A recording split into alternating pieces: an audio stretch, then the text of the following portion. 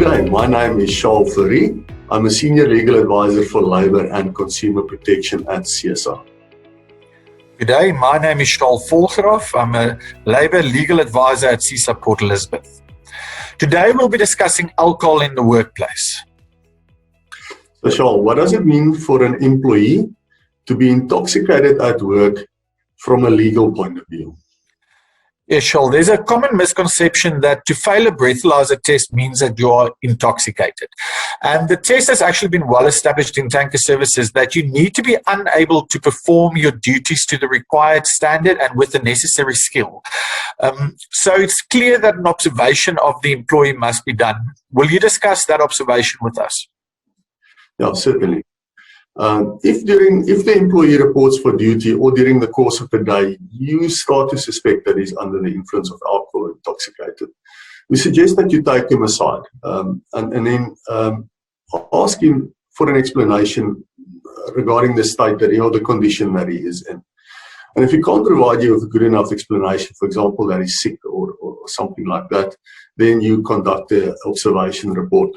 We suggest that you take a witness with you, preferably a senior person in the company, someone in management as a witness. We advise that the test be done in writing and that you sign it afterwards and that the witness signs and that the employee, if he's willing, signs it as well.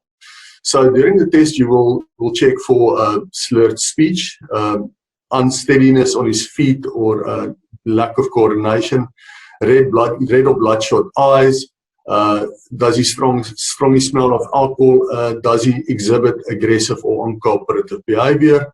And is he untidy more so than in his appearance than normal? Yeah, and that is basically the major elements of the observation test. Charl, there's been a lot said about, a lot written about zero tolerance policies in articles and such. Can you talk us through that? Well, certainly.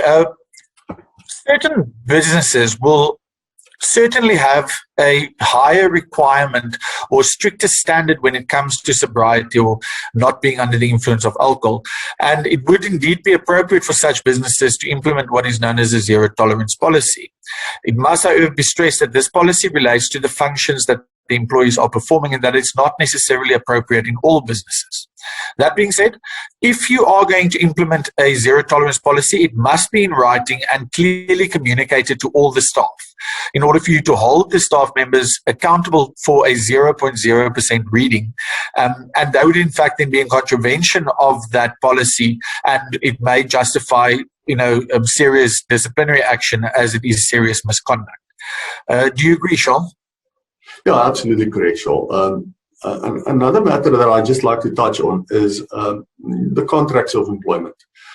We advise that you put a term and condition in the contract of employment of the employee that states that he agrees to undergo a breathalyser test. And if he so refuses, then you can obviously state as well that he is then in contravention of the conditions of his contract of employment, which will strengthen your case during proceeding disciplinary action. Charl?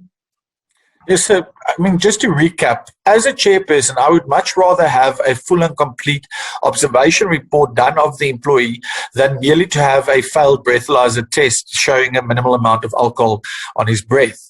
SEESA has the documentation available to assist you with regard to the observation test. So kindly contact your nearest branch and we will assist you in any way we can. Thank you, ladies and gentlemen. Thank you.